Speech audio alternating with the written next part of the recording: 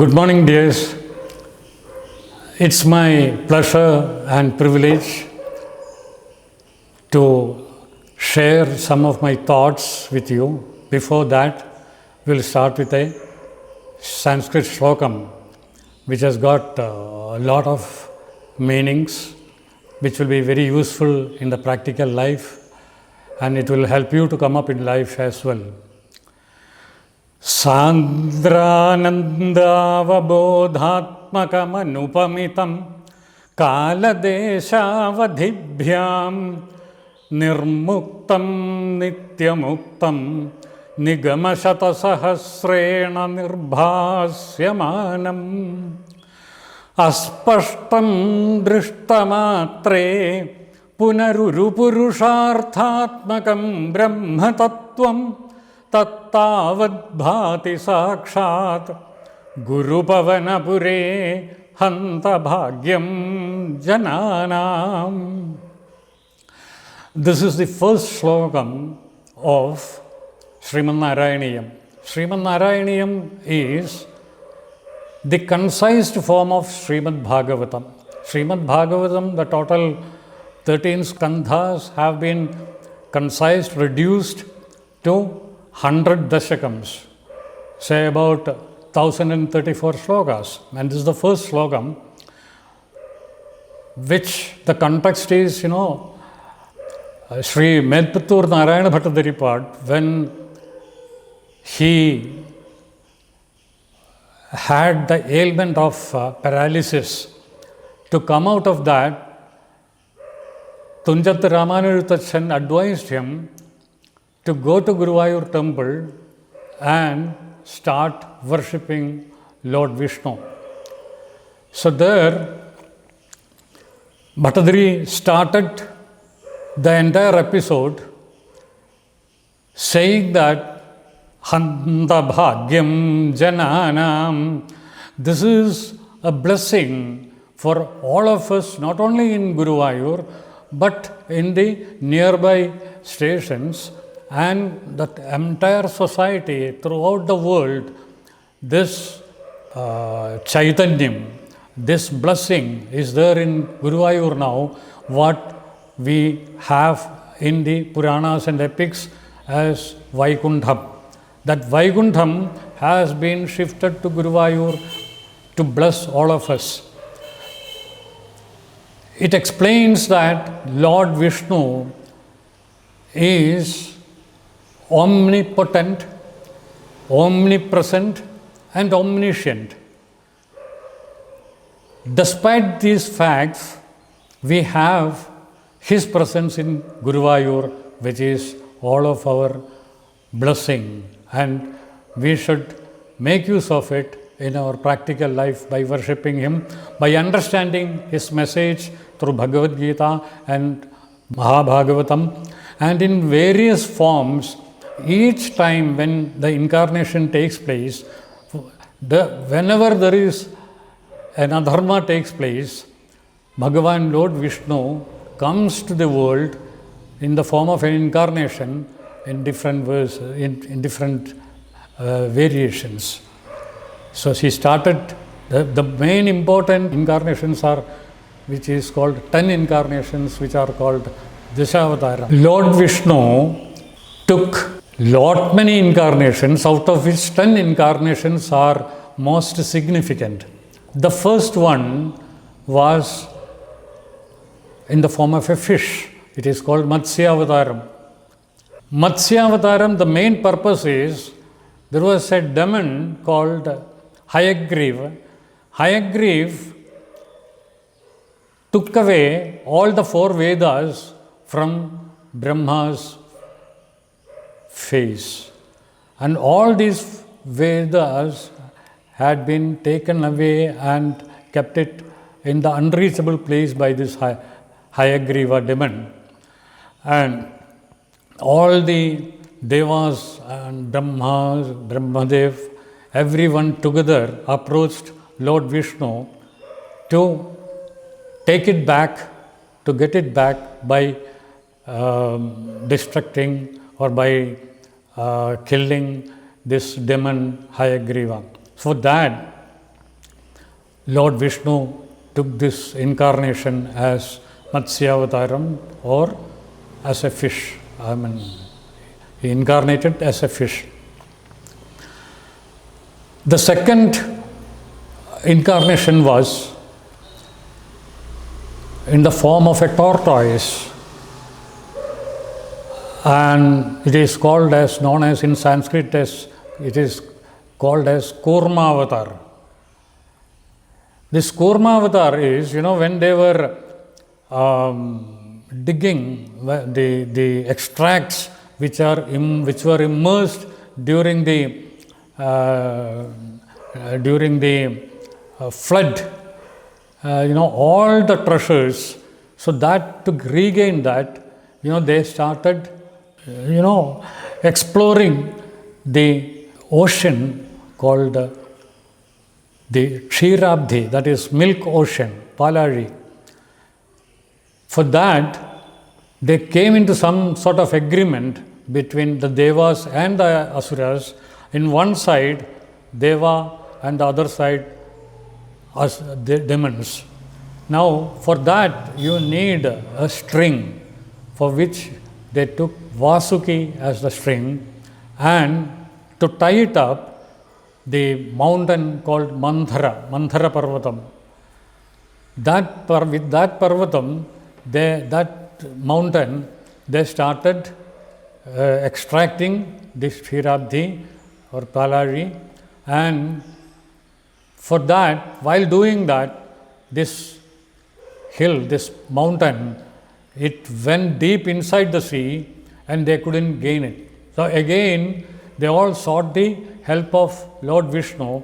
So he, in the form of a tortoise, went deep into the sea and then took the mountain on its back.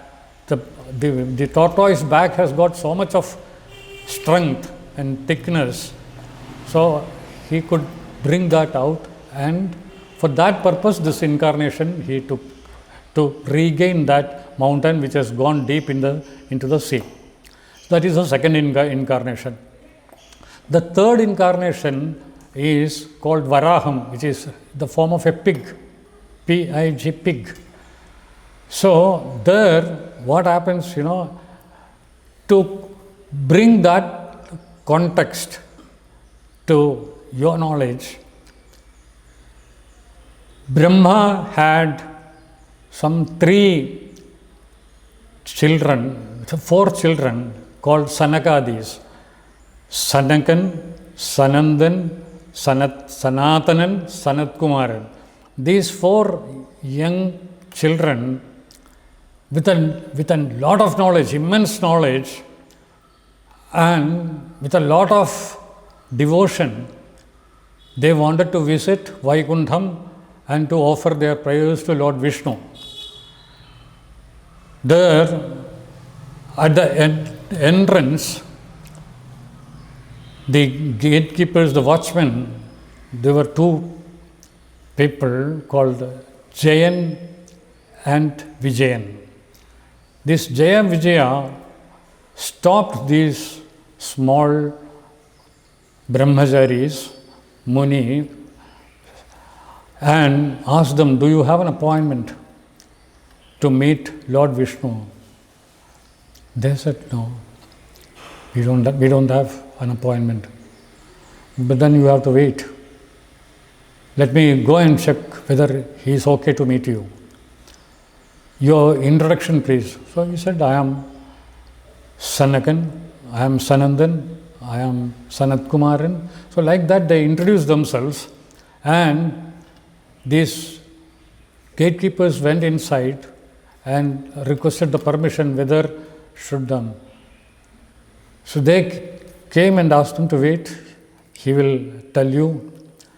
So this boys got so annoyed and they cursed him. Look, you are not fit for your job, this job, because this is Palari, which should be open for all the devotees.